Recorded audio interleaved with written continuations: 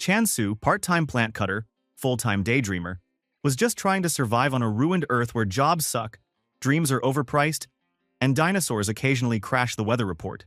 This is the end of the world. Then, out of nowhere, boom, talking rabbit in a suit knocks on his door. No explanation, just vibes. Turns out, Chansu's been chosen to be dispatched to another world. Sounds cool, right? Until you find out his goddess is a literal root. Like, not a metaphor, but a real dried-up ginseng root that may or may not be dying. Again. Oh, and that god-picking moment? Dude rolled the worst odds in cosmic history. Still, with his trusty sickle, a hamster sidekick named Hamdoll, and a goddess who slurps apples like a vacuum cleaner, Chansu started leveling up. One monster at a time. One decapitated head at a time. Yup, that's actually his skill name, don't ask. Now, he's finally growing fruit, slaying immortal demons, and accidentally building the weirdest hero resume ever. But while he's out here grinding like it's harvest season, someone new is watching him. And she's not here for apples. She would be going to make our boy rich. Get ready, because today, things are about to get even weirder. If you like this video, don't forget to like, subscribe, and drop a comment. Seriously, guys, it helps me a ton. Alright, no more talking, let's diving straight into the story. So, everything started in a world that was not perfect at all. Especially if you liked your daily life free from random dinosaurs and exploding volcanoes. Somewhere far away, in a forest that looked like it was straight out of Jurassic World, 3 random people were walking carefully in that super creepy place. Well, they looked like warriors. It was like they were trying to enjoy a walk, but the scenery was not helping at all. Then, as if the world wanted to add some extra drama, a scary monster with red eyes jumped right at them. Something like Velociraptor or like that. The poor dude was so shocked and scared, his face looked like someone had just told him that the internet was gone forever. Ouch. Of course, the fighting begins. The humans and the monsters started fighting like crazy, but somehow one of the warriors got a blue light in his forehead. And wow, he started kicking butt. Suddenly, he had some super cool powers, and he started moving so fast that nobody could even keep up. With his sword, he was cutting down those monsters left and right, like a true king of sushi. It was insane. But wait, plot twist. All that wild action was not real. It was just a silly commercial playing on a huge screen in a broken city. The commercial was saying that the Dispatch to the Worlds program was the future, trying to sound super cool. In front of the screen, a young man with brown hair was standing there, daydreaming about being a hero while that ad yelled, "Apply now," at him. This ad is really sketchy for real, dude. Just when he was lost in his dream, reality hit back hard. Someone grabbed his shoulder. The young man, whose name was Chansu, turned around to see an old man. This old guy looked like fun had disappeared from his life a long time ago. The man started yelling, asking why Chansu was wasting time just standing around when he should be working. Chansu did a quick apologetic bow, but the man just kept talking. He said that young people these days only had weird dreams, and he thought those dreams were just stupid. Then, the man ordered Chansu to hurry up and clear away some plants. Chansu nodded fast. He picked up a little sickle, yeah, his only weapon in the fight to keep his job. He was nervous as heck. It was his first day, and he was already getting noticed for the wrong reasons. Not smart, bro. As Chansu worked, the old man continued to grumble in the background, like a broken record. But suddenly the man stopped talking and stared. He couldn't believe his eyes. Chansu was removing the plants at super speed, like he had robot arms or something. In a flash, all the annoying plants were in huge bags. For once, the man actually looked impressed. He said it was rare to see a hardworking young guy these days, and even told Chansu he could go home early. Wow, a miracle. I hope I can get free time after finishing this editing. Chansu then put the bag on his shoulder. But even after that compliment, he just looked sad. He thought there was no way a guy like him could ever join the heroic dispatch team. It just felt like a joke. What he could do now is only useless work to get a little money. Then, the story gave us some info. Earth was basically dead. Yup. Somehow, Earth got destroyed and drained, like an old online game that nobody played anymore. But then, some strange and super powerful being showed up offering a magic fix. So, some people, called Dispatched, left Earth for other worlds to save what was left of life. They even tried to bring energy back to Earth as souvenirs. That energy is the only chance for Earth to keep living. Chansu looked at his sickle, staring at the sky, and he wondered if he could ever become one of those cool heroes. It was hard to believe. After work, he walked through empty streets, sighing. The only thing he hoped for was not to get fired, so that he could come back tomorrow and cut more plants. He went to a crowded building. pushing through people until he got to a government desk. He introduced himself and asked if there was any news about his family reunion case. The clerk checked his computer and saw that Chon-Su had paid a lot of money to search for his family who had been dispatched. But the balance was still not enough. The clerk, with zero chill, told him that they did not work for free and suggested he come back if he ever got enough cash. Chon-Su started begging for news about his family, even just a hint. But the next person got angry, shouting for Chon-Su to get the fuck out if he was done. He yelled at him, saying his life was not the only disaster here. Chon-Su just slipped out quietly. This place was full of problems, and that ugly dude needs a slap from me. Chon-Su then went home. When he arrived, the house was so empty that only a rolling pin made any noise. It was really sad, man. Then, old memories came back to him. He remembered his dad, who used to be a top hero, a returnee. But after things got worse, his dad was sent out again, and he never came back. Then Chon-Su's mom said she would follow his dad with his grandma, telling him she would be back soon. But soon never happened. They just vanished, leaving Chon-Su alone. Now, he could hardly remember how their faces looked. This damned family is trash. Who the fuck leaving their children alone, especially on that doom earth? Suddenly, his world decided to go crazy. Everything started shaking, and a flash of bright light filled his room. He had no clue what was going on. He got thrown across the room like a toy, hit his head on the wall, and got hit by a falling clock. This goddamn writer really likes to mess with our boy. When Chon-Su woke up, his head hurt like hell. He checked his phone and saw a disaster alert. The message said that a huge shockwave caused by the return of a returnee had made the earthquake and the flash. But then, there was another piece of news that shocked Chon-Su even more. The legendary S-Class hero, Returner A, just announced his retirement. Bro, things were getting weirder by the minute for Chon-Su. On TV, everyone saw Returner A wounded and looking really sad. The hero said he had failed to protect the god, had lost all his friends, and had to come back home alone. He called himself a coward, and he said he had no right or reason to go on another mission. So, he decided to retire. He asked everyone not to lose hope and told them to protect Earth by themselves. But all the headlines after that just looked super depressing. People were now worried about how Earth could even survive if the heroes were quitting. The news also said that less than 500 million people were still alive. That was pretty damn bleak. Chon-Su felt totally hopeless, thinking things just could not get any worse. Then, out of nowhere, he heard a noise at his door. Weird, right? Who could be visiting him now? He couldn't even remember the last time he had a friend show up. He dragged himself towards the door. And, bro, get ready for this.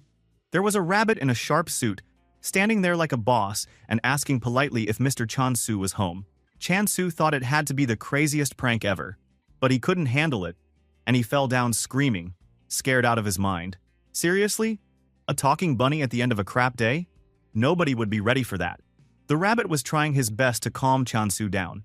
He told him to chill because he actually had some fantastic news. The rabbit said Chon-Su had been picked to become a dispatched, kind of like he had just won an insane lottery. Chon-Su simply stared, thinking this whole thing was some next-level hallucination. Rabbits giving out cosmic missions? Come on, dude. The rabbit totally understood his confusion. He even pulled out an official ID card from the Global Dispatch Support Center, trying to prove everything was real and not just a prank. Then he suggested they go somewhere else if Chon-Su still didn't believe him. As they walked together, the rabbit guide asked if Chon-Su had any special talents. He said that most humans usually have at least one cool thing about them. Chon-Su was brutally honest and said that, as the rabbit probably already knew, he had no special skills for this insane job. In fact, the only thing he was decent at was cutting plants. He joked about being a super gardener, but who would ever want that class in another world? The rabbit looked shocked, and Chon-Su even asked if the bunny really didn't know that already. But the rabbit guide quickly smiled again and told him that everything happens for a reason, so he shouldn't worry. The rabbit said Chon-Su was still picked, so it was all good. Chon-Su felt kinda grateful for the strange support, even if it was coming from a bunny in a suit. Suddenly, he noticed they were standing at the dispatch center. He looked around in amazement and hoped this could really be the big break he needed. The rabbit guide showed him a big, fancy door and said they could go in there to keep talking. Chon-Su was so hyped that he tried using all his strength to push the giant door, but it didn't move at all. Not even a little bit. The rabbit guide just asked calmly what he was doing, then pointed to a tiny door that was obviously made for rabbits. Chon-Su looked at it and felt his hope crash and burn. He got annoyed and asked how he was supposed to fit in there. The rabbit said it was easy, but Chon-Su snapped back that the only reason he could enter was because he was a fucking rabbit. Chon-Su felt like this whole thing was a joke. and he said he was out of there, ready to go home. But the rabbit guide reminded him that he had failed every test before and was always told he was not good enough to be a dispatcher. The rabbit said sarcastically, "If Chansu really wanted to give up now after being picked, well, that would be super dumb, right?" The rabbit even quoted Chansu's own sad thoughts about second chances, which made Chansu feel pretty embarrassed. So, he finally gave up and got down on his hands and knees, crawling through the tiny door. It had to be the most ridiculous thing ever, and the rabbit kept telling him to hurry up. When Chansu got inside, he stood up and looked around. But get this, the room just looked super normal. No magic, no glory, nothing epic. The rabbit guide told him he had a perfect world ready, and he said there were different worlds for different people. He then talked excitedly about a world called land grabbing. Chansu heard the name and made a face, thinking it sounded just like a cheap mobile game. The rabbit looked nervous and asked if Chansu had heard of it, but Chansu just shook his head and hoped it wasn't some super weird place. Just then, the rabbit's face changed and he grinned big, saying this world was actually the most popular right now. The best news? It was protected by a god. Chansu froze all over. The word God made him remember all the stories about Returner A, who had just crashed and burned on live TV after a god-level failure. The rabbit guide tried to calm him, saying it was totally different this time and there was absolutely nothing to worry about. Sure, dude. That sounded safe, totally. Now the real action was about to start. Chansu carefully asked the rabbit who this god actually was, because he expected some huge, important name. But the rabbit explained that, by cosmic rules, the god was always picked randomly, except today was Chansu's lucky day. If he wanted, he could get a special chance to choose his own god. The rabbit pulled out 3 identical cards, like some street magician, and asked if Chansu was ready to pick his destiny. Chansu just stood there, looking at the cards and sweating. He admitted to himself that he had 0 experience picking gods, and he had no idea what kind of disaster might come out of these cards. But the rabbit guide really turned up the pressure. He told Chansu that this was a super rare and 1 in a million chance, and he better hurry up or miss it forever. Chansu finally understood. If he didn't act now, he would totally regret it. So, he picked up his courage, cursed himself a little for being slow, and grabbed a card like it was his last dollar. Boom! Suddenly, in front of him, a giant skeleton monster with purple glowing eyes appeared and started leading a whole squad of zombies. The card showed the words God of Negation and said the chance was 44%. Chansu almost choked, bro. He couldn't believe what he was looking at. The rabbit guide explained, with a totally straight face, that it was just a visual demo, not the real deal. Chansu, still shaking, asked what kind of god gets introduced with a freaky horror movie entrance. He said even the name God of Negation sounded like nothing but bad luck and a sure recipe for disaster. He asked if he could please draw again. The rabbit guide said sure, and Chansu felt a bit of relief. Chansu pulled another card, hoping for some peaceful flower goddess or anyone who looked nice. But no, he got the God of Negation again. This time it was even higher, 45%. Chansu basically lost it. He told the rabbit there had to be some scam going on because how could he keep getting the worst option every time? But the rabbit guide turned scary serious and said there was nothing wrong with the cards. Then, with scary eyes, he asked if Chansu understood what this meant. Chansu took a step back, super freaked out.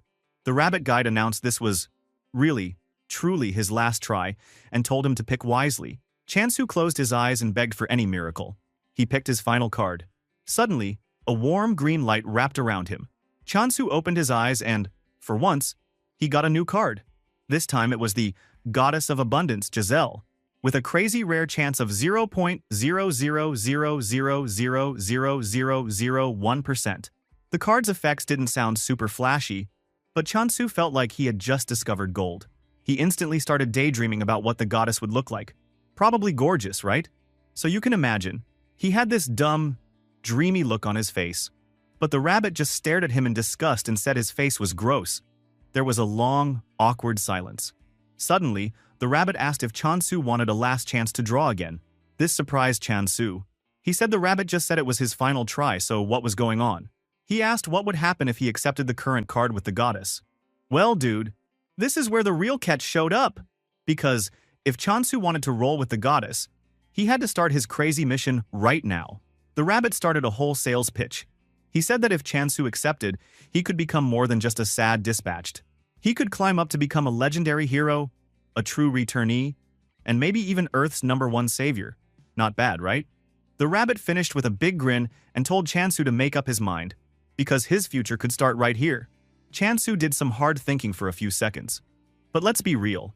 His current life was garbage. He was stuck in a losing loop forever unless he took this jump. So he decided, time for something new. And just like that, a huge flashy message popped up to say that Chansu was now the official servant of Giselle, goddess of abundance, and it was time to meet her. Then, a beautiful lady with long green hair showed up, but her face was hidden in the shadows. Guess the special effects budget ran out right there. She welcomed him as a potential dispatched, which sounded a lot less cool than legendary hero. Suddenly, she disappeared and turned into a card, leaving Chansu lying in shock. He almost wondered if the whole thing was just a dream. But he didn't care anymore. Suddenly, he felt full of fake bravery and ready to conquer everything, just because this mysterious goddess might have his back. He was so pumped up that he looked at the rabbit guide and asked what came next. The rabbit laughed and said it was a good, well, also stupid, choice. The rabbit guide said the adventure was starting right now, but instead of a heroic golden doorway, a big purple vortex appeared. It looked just like a portal to hell. Not gonna lie. Chansu started freaking out, begging for a minute to process, but the portal just started dragging him in. He asked the rabbit, with total panic, if they were really going into this angry-looking thing. The rabbit just rolled his eyes and asked how a portal could even have feelings. But Chansu only saw a black hole, ready to eat him for breakfast. Then, something snapped in him, and he decided he was not gonna chicken out.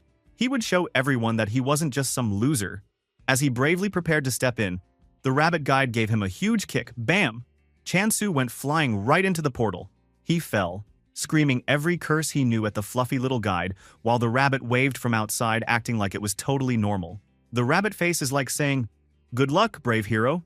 While Chansu was getting tossed into the portal like yesterday's trash, somewhere in the shadows a mysterious voice popped up and asked the rabbit guide why he gave Chansu that green card. The rabbit answered that direct help was forbidden. This is the only way. The mysterious voice blamed the rabbit and said they absolutely could not lose this poor boy. Then the voice asked the rabbit if he was still sticking with his loser god, and the rabbit answered yes, which proved that being stubborn was not just a human problem. Even cosmic bunnies could be weirdly loyal. Now our hero Chansu landed in the new world, but things did not get better. Instead of glory, the system window popped up in front of him with the worst possible news. Dude, that tiny percentage he saw before? It was not about how rare the goddess was. Nope. It was telling him how small her power was. Basically, he got himself a goddess who had the influence of a dying phone battery. Chansu let out an internet-level scream, realizing he had just made the dumbest pick in cosmic history. Nah bro, that stupid-looking rabbit tricked you. For God's sake, never trust a weird talking rabbit. Every manhwa told us that thing is dangerous. Back to our boy. He crash-landed on the ground, surrounded by ruins that were supposed to be his awesome new kingdom. At this point, he just started laughing like a complete maniac, finally understanding just how big of a mess he had thrown himself into. As if that wasn't enough, another system window popped up to remind him that his goddess Giselle had almost no real power, just in case he wanted to feel even worse. He looked around at the sad, broken temple in a dry, dead land and sarcastically wondered if abundance here meant a lot of nothing.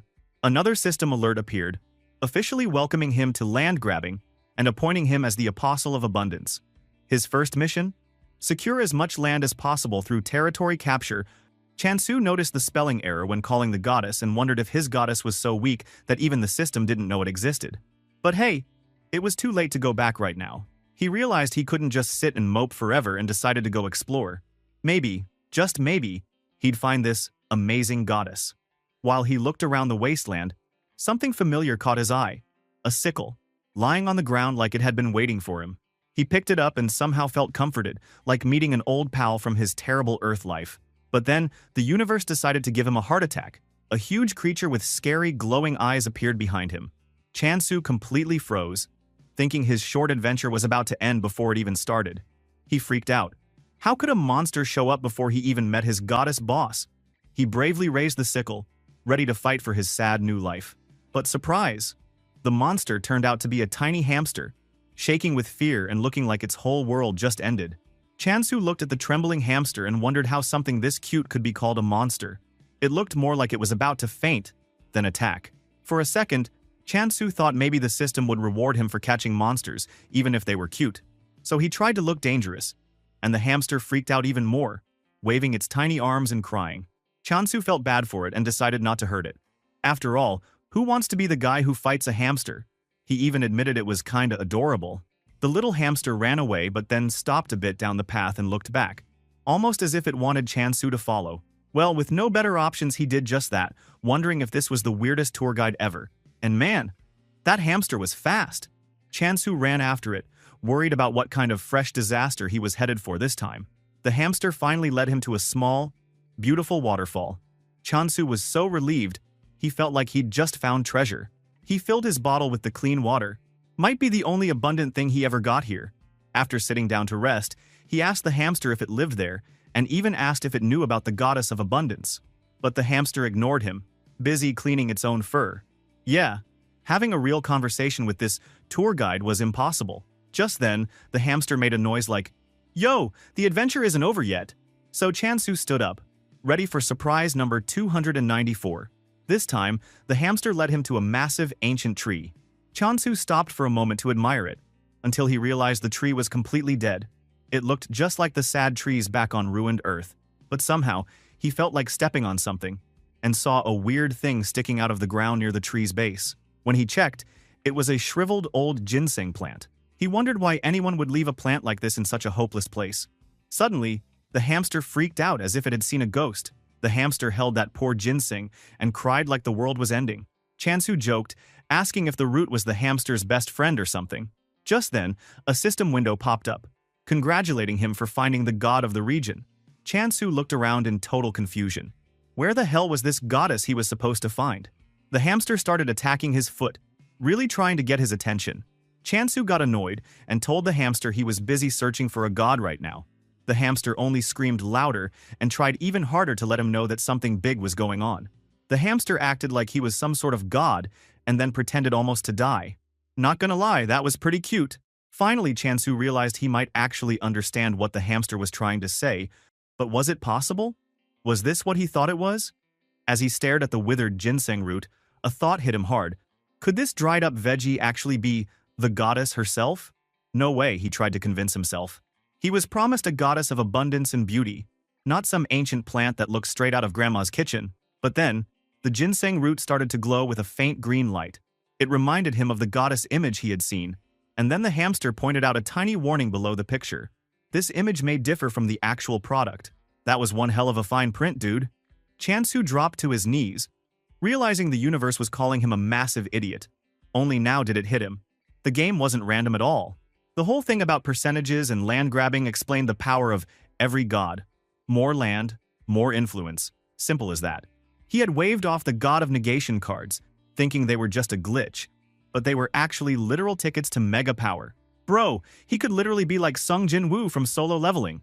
He figured his goddess, Giselle, must have been so weak from losing all her lands that she was basically a dried-up plant now. He wondered, shaking, why she wasn't even awake. Then, a truly scary idea popped into his head. What if stepping on her by mistake had finished her off for good? Panicking, he went with the world's oldest plant care trick, water. He poured some water over the root, and it started shining stronger, so Chansu thought he was an absolute genius. He poured even more water, totally ignoring the hamster who was freaking out, trying to stop his waterfall attack. Suddenly, the ginseng root spoke. At first, the voice sounded happy about the water, but right away it switched to panic. The goddess complained that she was about to drown, screaming for help. Chansu finally stopped before he drowned his boss in the first meeting. Suddenly, the goddess woke up, and Chansu cheered like he had just won the lottery. Bro, forget a second ago that veggie almost died because of him. Chansu introduced himself, showing off his sweet new title as the Messenger of Abundance. But the excitement crashed fast. His precious goddess, Giselle, could barely move. What was he supposed to do with a goddess that just sat there? As usual, the system popped up to help. It told him he could use skills to become stronger. Chansu was shocked. He had skills? He checked them, and found one called Blessing of Abundance. Sounded nice, probably for helping things grow, but then he saw a sub-skill called Decapitation. That name alone gave him chills. Was this about chopping off heads to spread abundance? What the actual heck, man? So he asks the goddess what this decapitation thing is, and somehow the goddess uses her scary face and points out that, as its name, it's for chopping heads. Chansu tried to calm his freakout and guessed maybe the goddess was into farming. And maybe, just maybe, The decapitation skill had something to do with animal butchering, or harvesting. He spotted the little hamster and, in his panic, thought maybe he had to use the skill on it. Poor guy. He actually apologized to the hamster, then lifted his sickle in the air like a maniac, thinking he had no choice. But just before he could do something totally dumb, the goddess acted fast. She literally slapped the hamster out of his way, saving it from becoming hamster sushi.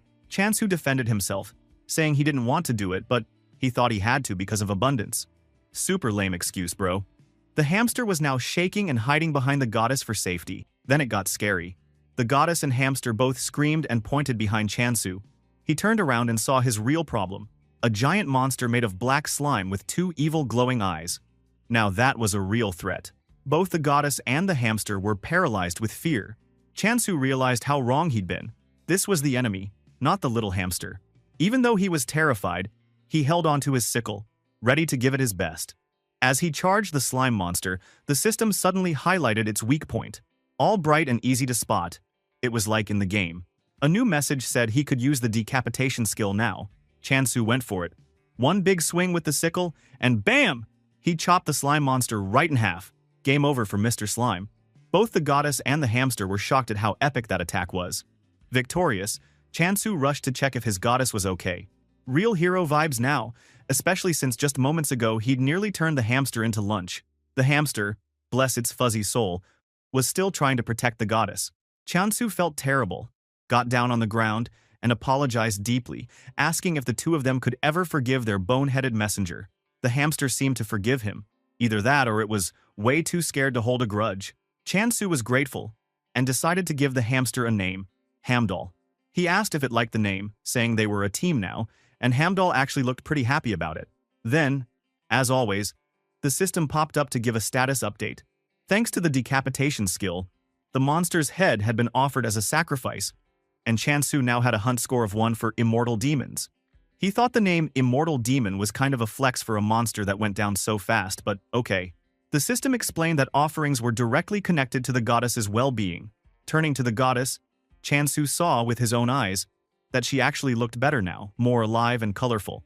With his galaxy brain, Chansu realized if he kept hunting monsters and offering their heads, maybe he could bring his goddess back to her full, legendary form. Super hyped, he told the goddess he'd get her more victories and set off on a monster hunting spree with Hamdal, burning with new hope and convinced he finally had a real shot at changing his world.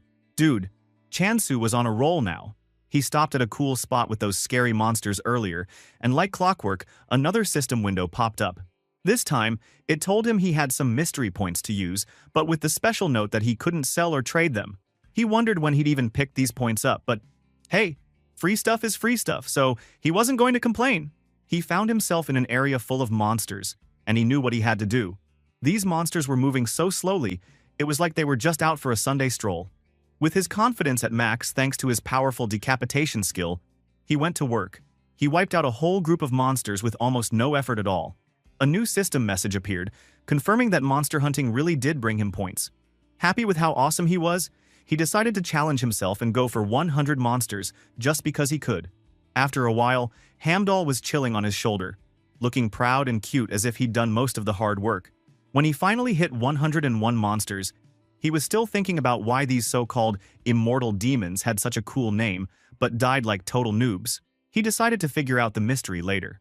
Chansu then went back to check on the goddess, and he could hardly believe his eyes. She glowed brighter and looked even more beautiful. Success! He started daydreaming about her getting back to her true, glorious form. He wanted to know what to do next. And the goddess simply pointed to the big dead tree nearby. Chansu guessed she wanted to be placed on it, so he gently lifted her and brought her closer. As soon as she touched the tree, both the goddess and Hamdal started motioning at Chansu and then at the tree, basically telling him, "All right, worker, it's your turn. Make it happen." So Chansu get that message and touches the tree too. At that exact moment, a system window popped up, telling him he could use the Blessing of Abundance skill. But another window popped up to remind him that using blessings would cost him points. Nothing came for free here. Finally, Chansu chose what he could do now. He poured all those hard-earned points into the Blessing of Abundance, aiming them at the tree like he was firing up a superpower. A bright green light exploded from his hands, and in a few seconds, the dry tree pulled off the ultimate glow-up. Leaves and branches grew in a snap. and juicy, shiny red fruits popped out everywhere. Chansu couldn't believe what he was seeing. And those fruits were giant apples. He picked one up, shocked at how big and heavy it felt. Sure, he wanted to eat it himself, but he remembered to act like a true messenger and gave the first apple to his goddess. He hoped out loud that she could get her full glory back soon, though he admitted she was kind of cute as a root. But when Chansu offered the apple, the goddess did something totally wild. She hugged the apple like a weirdo and sucked it dry a hole. Chansu's mouth dropped open. He decided right then that he would never ever want to make her mad. No way, bro. How if he died because a root was sucking him dry? The death would be super embarrassing. After that weirdness, it was time for him and Hamdal to get a taste of the action. Chansu bit into the apple, and it hit him with next-level flavor. This was easily the best thing he'd ever tasted in his entire life. Meanwhile, the goddess watched him with a mix of shock and disbelief. Where the heck does this boy come from? She couldn't figure out how this kid had managed to hunt monsters and revive a giant tree all in one day. She started remembering her painful past, when the Abundance faction was famous for growing the craziest, best crops in the world. But then, the evil Corruption faction came along, spreading like sickness and crushing everyone in their way. The Abundance folks couldn't fight back. They tried switching to monster hunting, but, bro, farmers with pitchforks weren't going to defeat any real monsters. So, in their panic, the Abundance people had to change their harvest skill into something called decapitation. But even then, it wasn't really made for killing things, it was just a way to carry back the heads of already dead beasts for more resources. She sighed about all the mistakes and bad luck her team had suffered. She even thought, if just one super strong person like Chansu had shown up before, maybe everything could have changed. Right in the middle of her dramatic flashback, Chansu walked up to her with a look that said he was about to make a huge, historic announcement. The goddess, looking at Chansu's face, could only tremble in fear. Instead, Chansu just smiled really big and asked if he could have more apples. The goddess stared at him and sighed, thinking the universe must have been mad at her to send a guy whose biggest mission in life was snacking. But she decided he was her responsibility now, for better or for worse, and anyway, there were no refunds. Out of nowhere, she hung onto his leg like a lost puppy. She decided she would trust Chansu from now on. Meanwhile, Chansu freaked out and wondered if she was about to eat him like the apple earlier. Man, what a team, right? The world had better watch out. The root goddess, the hero who just wanted lunch, and a monster-hunting hamster with a heart of gold. After gathering a whole bag of giant apples, Chansu picked up the little sleeping goddess as gently as possible. After all, she looked totally wiped out from watching all his wild adventures. He found a comfy spot for her to rest and turned to Hamdal, telling his furry buddy that he deserved lots of praise too for all the hard work today. Then, out of nowhere, a huge thunderclap boomed through the sky, scaring Chansu so much that he thought for a second the goddess was going to wake up. But it wasn't thunder, it was just his own stomach, roaring like a beast, reminding him that he hadn't eaten anything but apples. Right then, the system decided to throw in a plot twist. A flashy announcement about a delivery event in progress. Chansu's mind was blown. A delivery service in this messed up world? Really? Still, after everything he'd seen, maybe it wasn't even that weird. But he couldn't figure out how anyone could find him in a place this remote. Looking over, he saw that Hamdal was getting sleepy too, so he decided to stop worrying about mysterious space deliveries until tomorrow. He tucked the goddess in with some leaves and decided to get some rest. Meanwhile, in another dimension, things looked totally different. In a super fancy place called the Temple of Circulation, a woman named Ha Sujin stomped right into her boss's office. Her boss, the senior agent, calmly asked why she wasn't out on her assigned delivery. She was mad. She told him he had to be messing with her by giving her random new jobs she didn't need. The details popped up in front of them. A ridiculous 2-day trip to some restricted dead zone, no payment because it was a free shipping event, and the customer only wanted to pay with apples. She argued it was pure torture and asked if she had done something wrong to deserve it. Her boss said she hadn't done anything wrong, she was just a very enthusiastic employee. He said he loved her work, but she was on the edge of burning out with all the overtime, so he was making her take a break by sending her on this business trip. He even put a hand on her shoulder and said if she stayed at the office, she'd just be trapped working endless overtime, so she might as well go have some fun. She knew the truth. No one else would ever agree to do a delivery to a place like that, and her boss just laughed and said maybe she'd find a hidden world or something cool on the job. He wished her luck, and Sujin agreed to go, grumbling about her bad luck under her breath. Looking at the insane order list, she wondered why one guy in a forgotten block needed so much stuff, but she clenched her fist and promised herself that, if this trip were useless, she was going to kick the business partner. Back at Chansu's place, life was basically an apple party. Chansu spent his day having a blast with Hamdal and the goddess among the mountain of apples they had picked up. Hamdal was trying not to laugh, but Chansu caught him and started teasing him for secretly eating their only currency. He reminded Hamdal that they needed these apples to trade. Chansu didn't want to mess up his first ever business meeting. He wanted to look professional, not like a hungry bum. He remembered what he had learned about this world. Everything was split up into areas called blocks. Each block was cut off by barriers, and moving between them probably cost a stupid amount of cash every day. His little block was so cut off that the nearest village was a week's hike away, which meant he and the goddess would likely live on apples forever. That's why the delivery service showing up in just 2 days was basically a miracle. Chansu had no idea how they'd find him, but he was really hoping his sleeping bag or even a bed would finally show up so he could start living like a king. He even ordered a comfy pillow for the goddess, hoping that if she slept well, she'd be less likely to eat him in a rage. Suddenly, Chansu noticed something. Lately, the monsters had started showing up on their own, almost like they were being delivered too. It fit his theory that the monsters were immortal and just kept respawning. So, Chansu figured he might as well clean up the mess before his visitor arrived and showed off his skills with the sickle. He noticed the monsters were getting a bit faster, so maybe they were leveling up, but it was nothing he couldn't handle. He sliced down monster after monster as if he was doing garden work. Right then, Sujin finally landed in the area, stylishly using her winged boots. She looked down at the scene below, and what she saw made her freeze. There was Chansu, standing with a sickle, wearing a slightly unhinged smile, totally surrounded by piles of monster bodies and slimy guts, as if he was the final boss in this crazy block. God damn, what this crazy mess she witnessed? A maniac-looking guy and a fucking hamster? Sujin's head was spinning. She'd seen these monsters before. These immortal demons were totally nuts. Turns out, they always come back the next day after people kill it. However, that thing is OP. Every day, they come back stronger than the day before. The most terrifying fact is, they can chase you between magical zones, and they curse anyone who fights them. Everyone in this world tries to avoid them. But here was Chansu, just flicking his sickle and slicing through them like a boss. Sujin thought he had to be some kind of insane swordmaster. But who the hell would be a swordmaster and just pick apples? She decided, whatever, best not to mess with him. Bro, I love how everyone misunderstood the other one. After the monster slaying, Chansu walked over to his apple tree, not knowing at all that Sujin was still watching him and totally freaking out. He checked the green system window hanging in the air. Hamdal was chilling on his shoulder as usual. Chansu grinned because he got more points than yesterday. At this rate, he figured he could make 100 apples a day, since each one only used 1,000 points from the magical system. Turns out, this place was the perfect jackpot block for growing stuff. Suddenly, Sujin landed and tried her best to look professional, pulling off her best business smile. She announced her name and said she had a delivery for him. Chansu wondered how she had found him easily, but Sujin just hinted that the big monster massacre scene made him hard to miss.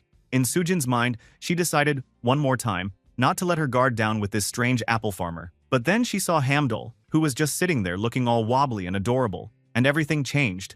The tough business lady almost lost her cool. She just wanted to snuggle that cute hamster. While Sujin struggled to keep it together, Chansu was like, "Are you okay?" She played it cool, but inside she was dying. Dying from Hamdal cuteness, of course. Then, they started walking to his awesome tree, with Sujin blushing and sneakily eyeing Hamdal. As soon as they reached the tree, she was blown away by how big and perfect the apples were. She took one, still thinking, it's probably just for show. It can't taste good, right? She took a huge bite, and bro, that apple exploded in her mouth, flavor everywhere. Sujin was instantly hooked and thought, these are worth a fortune. Then Sujin pointed out that Chansu's prices were way too low, like he could be making at least 10 times more per apple. Chansu almost fainted at the huge number. 20,000 gold per apple? Hamdal shrieked too. Sujin even said, if you sold them at a fancy department store, you could charge 30,000 gold each. Chansu was shocked but happy. Turns out he was sitting on an apple gold mine. Sujin, being honest and maybe a little scared for her life, helped Chansu with a fair contract. In her mind, Chansu is a hidden swordmaster, and he was testing her to see how greedy she was. Not wanting to skip a chance to be friends with a strong swordmaster, Sujin tried her best to be fair and kind. Hearing Sujin's words, Chansu was grateful for her honesty and decided he wanted to keep working with her for a long time. They signed and shook hands. Then Sujin gave him his order: seeds, food, cooking tools. But the big moment was when she pulled out a nest with some big cool eggs. Those eggs are special demon fangs. It could hatch to be a good farming familiar. But she said, well, Chansu probably doesn't need it. He already has Hamdal after all. Chansu instantly shook his head. Hamdal is not his familiar. This cute hamster is just a monster to him. Sujin said sorry for the misunderstanding. and explained if you pour blessing points into the egg, you can grow a powerful familiar monster, but warned not to overdo it or it might break. Chansu was interested and decided to try it later. They sorted out the apple delivery details. Chansu could only provide 50 apples each day since he planned to grow another crop. They then said goodbye as Chansu started planning his farming future. After that, Chansu looked super happy. He checked out all his new stuff, food, tools, and every essential he needed. The goddess rested in style on her new pillow, looking cozy. Chansu thanked the goddess for everything and noticed she enjoyed the comfy new life, but suddenly hugged the eggs. Chansu knew the goddess wanted to have a familiar, so he started checking out the system. Damn. To make a familiar, he needs a lot of points. That made our boy chills. Damn. He needs to kill a lot of monsters to get this many points. But never mind, he smiled. At least he knew with the goddess and Hamdoll, everything gonna be fun. Meanwhile, back at the Circulation Trading Company, Sujin and her boss, the senior agent, sampled pieces of Chansu's apples. The senior agent started analyzing who Chansu was, guessing he was maybe some powerful apostle or even a future swordmaster, since he defeated so many immortal demons and only used a sickle. Sujin and her boss then started fighting over the last slice of apple like little kids, showing that everyone really loved Chansu's magical fruit. That night, Chansu poured some magic points into his familiar eggs. As the energy glowed, Hamdoll and the goddess got excited. The egg shook so hard it cracked open, and suddenly a bright light filled the room. Chansu got really excited. He wondered what the SSS rank familiar he would get. And what did he get? Out came a fluffy, slightly oversized yellow chick. The little dude tried to look cool, but still just looked like, well, a baby chicken. Chansu stood there frozen, feeling both ripped off and confused. He dumped 120,000 magic points into this thing, expecting something legendary to pop out. All his points, and it was just a chick? He wondered if he should just raise it for a tasty meal. He tried not to get attached, so he gave the chick the most basic name he could, Ari, which, bro, is just a shortcut for chick in Korean. But the show wasn't over. The second egg started wobbling and then broke open with a flash. He prays so hard to get at least a decent familiar to be a worker. But, well, Chansu is not a lucky guy. This time, a tiny pink piglet popped out, wearing a piece of eggshell on its head like a hat. Chansu sighed and named this one Doji. And then, he just collapsed in a drama cloud, thinking about his bad luck. 2 familiars, and both were food animals. He was starting to think the system was trolling him, big time. Now, if you thought these new guys were just regular animals, you'd be wrong. As the moon shone, Ari and Doji Times went and met the goddess of abundance, Giselle, who was sitting on a rock. Turns out, these two were actually special, her old loyal followers. They bowed and greeted her respectfully, feeling bad for failing her in the past. They also promised to make her regain her beautiful true form. The goddess thanked them, but warned to be careful, because her new apostle, that's Chansu by the way, didn't know who they really were. If he thought they were useless, he might sell them, or, worse, eat them. The goddess told her buddies to work hard at looking cute and useful until Chansu understood the truth. Poor Ari and Doji were shaking with worry, especially when they remembered the way Chansu had looked at them earlier, already planning out side dishes. They decided for now, it was best to just stay in his good books. The next morning, Chansu started his day like every day, with some sickle-swinging monster cleanup. He was up early, saying good morning to all the immortal demons, even if he was about to slice them up. Ari and Doji watched from behind some ruins, horrified at the wild way Chansu used his decapitate skill. They started worrying he was actually some kind of monster, and Ari remembered how Chansu stared at them like they were lunch. Now they were sure their master might eat them if they slipped up. When Chansu finally finished fighting, he turned to find Ari and Doji standing in front of him, both looking extra cute and trying way too hard to look friendly.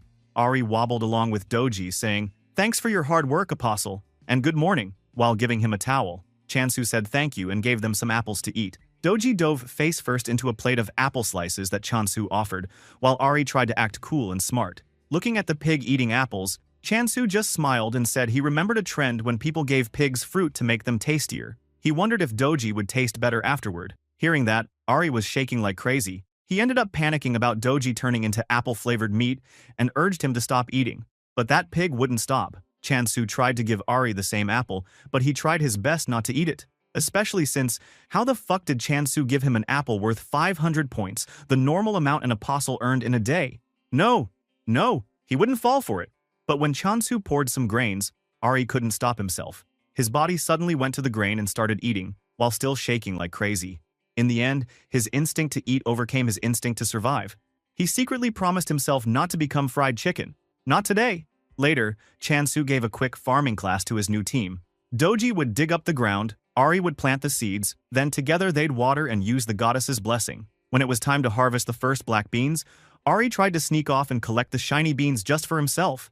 Chansu caught Ari and reminded everyone that the first fruits had to go to their goddess. Giselle, as usual, shoved them down in the most terrifying hungry goddess way possible, and Chansu told himself he'd never get used to watching her eat. He then started to give his familiar this new crop. He noticed that Doji always ate a lot, and now Ari was eating way more than he expected too, probably stress eating from all the fear, honestly. Even Ari was exhausted from stuffing himself. In the end, Ari was crying with his big belly on the ground. He was doomed. Who knows how black beans are one of his weaknesses. Meanwhile, way over at the fancy department store, the senior agent was getting the Emperor apples ready for sale. He put the apples from Chansu in fancy boxes, used gold dust, everything, but nobody wanted to buy them at 200,000 gold a pop.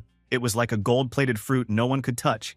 Well, he chose to make the high-quality apples from Chansu into this super fancy stuff. After all, once they tasted it, they would understand how good this apple was. Straight out, the best apple you could ever eat! But looking too much zero from the price, everyone started to gossip and wonder who the fuck wants to buy that thing. But suddenly, a man just rolled up, tried one apple, and instantly bought the entire batch. The crowd went wild. It was super famous Rohan, the legendary swordmaster. The senior agent stared in shock, realizing this was a massive deal. Having a celebrity gobble up all your apples on the first day? That's the dream, dude. Rohan happily munched his apple, calling it delicious, while the crowd buzzed like crazy. Bro, Rohan is doing a free endorsement right now. So, after the legendary swordsman Rohan bought up all the Emperor apples, the people at the department store and the trading company went absolutely nuts. The senior agent looked like he was about to lose his mind, pulling his hair out as the news spread everywhere. This is the food Rohan ate to become strong. People were asking the silliest questions, like if eating apples could turn you into a swordmaster. The senior agent was shouting into his phone, saying, of course not, but nobody was listening. Orders for apple boxes blew up overnight. It was Apple Mania. Meanwhile, back on the farm, a whole week had passed for Chansu in this new world. His life was honestly kind of great now. He was out cooking, rocking an apron, and getting lunch ready. He chopped and fried up some potatoes like a pro. Doji the piglet waddled over, putting on the biggest, cutest feed-me eyes ever. Chansu joked that Doji couldn't possibly be hungry again, but in the end, he just gave in and offered him some food. It's impossible to say no to a little pig looking at you like that, bro. Suddenly, Sujin showed up. She was super excited to see that all the familiars had hatched, and honestly, she couldn't stop herself from thinking about how adorable they all looked. But this sudden arrival made all the familiars shocked. They instantly huddled together, thinking they had to protect the goddess from outsiders. They needed to hide the goddess.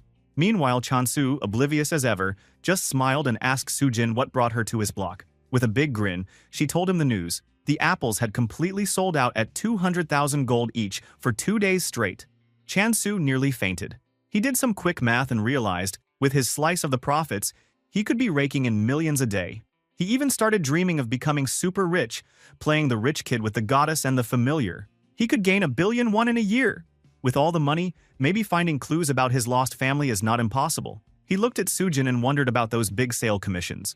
After all, he knew all of this was just a bubble and, in the end, the price of apples would fall. It was impossible for people to keep buying apples for 200,000 gold forever. But Sujin quietly pointed out that the crazy prices didn't seem like they would change. Over time, even with 100 apples a day, they would turn the apples into limited editions, and people would scramble for them. There were so many buyers that it wouldn't be a problem for a long time. Then, she nervously asked if he could please focus on growing even more apples. Chansu felt he couldn't make more apples because he needed the points to grow another crop, so he offered to let her try different crops first. After that, they sat down to eat together. When tasting the food, Sujin's eyes popped out. The potato was incredibly delicious, the best potato she had ever tried. Chansu served up perfect potatoes, and Sujin was blown away again. She thought the fries deserved a spot on a restaurant menu. The sweet potato, the one Doji liked the most, was also very good. It was sweet and fragrant. Meanwhile, she hugged Hamdall tight, almost forgetting about business because of how cute he was. But in the end, she soon realized that apples were still the real goldmine. But she was still worried about overloading Chansu, so she asked one more time if he would be okay with supplying 100 apples a day. Looking at how desperate she is, Chansu said yes, and Sujin was so happy she nearly lost it. Chansu thought he should try his best to keep growing apples, and when he looked at Sujin's smile, He knew he had chosen the right thing. It was worth it to make someone he trusted, his partner, smile like this. The next morning, Chansu headed out to hunt some more immortal demons, as usual, with Ari and Doji trailing behind. The two familiars kept following him everywhere. Doji wondered why they needed to keep following Chansu, so Ari chirped and stated that their job was to keep an eye on him, but honestly, they were useless in a fight. Suddenly, an immortal demon lunged at Doji. The pig was so scared that he ran as fast as he could, but his fat belly made him slow. Even the slow monster could catch up to him easily. Seeing that, Chansu tried to save Doji, but his sickle couldn't reach in time. Suddenly, something wild happened. Ari let out a scream, and the monster exploded. Even though Chansu's blade didn't touch it, Chansu realized his decapitate skill had just leveled up. He tried to sense the feeling before, and tried to launch his attack again. The system popped out. Now he had mass decapitation, which meant he could hit a whole crowd of monsters with one swing, even from a distance. Chansu practiced his new power, slicing through monsters just by waving his sickle around, laughing like a madman. Bro, is Chansu OP? Meanwhile, Ari and Doji watched from a safe spot, totally terrified. Every day that passed by, this crazy apostle became more and more like a demon. They rushed back to the goddess, telling her all about the new skill that Chansu got. The goddess was shocked. She had never taught that move. What the fuck is mass decapitation? Even she was scared after seeing Chansu swing his new power with a huge grin. Chansu, meanwhile, was over the moon. With his new mass decapitation, he could clear monsters even faster and keep the points rolling in. After seeing Chansu's new mega monster move, Doji just about lost it. He wondered if Chansu was a real human or maybe a death god straight out of hell. The goddess looked ready to sweat bullets herself, but then had a light bulb moment. She told the familiars that when the old harvest skill grows, it can become area harvest. And just like that, maybe Chansu's decapitation skill evolved into mass decapitation. Ari shivered inside. This was some pro-level stuff, usually for first-year apostles only. But the goddess tried to calm them down, stroking Ari's head and saying even though Chansu was scary, he had saved them. She promised to give Chansu the communication skills soon, so they could talk properly. The goddess also confessed that she wanted to finally talk with her crazy apostle, Chansu. But before that, she planned to say thank you.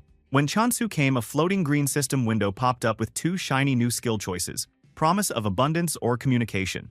The goddess knew any sane person would choose communication, but bro, Chansu is not normal. Chansu imagined the communication skill would let him talk to plant and animals. If they could speak, Ari would probably start yelling at him for almost roasting him for dinner. He imagined a tree moaning about having to grow 100 apples every day. The whole idea gave him the creeps. Ignorance sounded way safer, so he picked promise of abundance without a second thought. See, this guy is a dumbass. The goddess and the familiars stared at him, all gloomy now that he'd skipped their chance to chat. Chansu didn't get why everyone was suddenly sad, so he just focused on his new power. He tried using it by offering an apple to the goddess, but she turned her back and slapped it away, acting super moody. When Chansu checked his system window, it said points were now refunded if he fulfilled promises. It sounded a bit like daily quests. Finish a task, get magic points back. Excited, he started testing other promises for more points.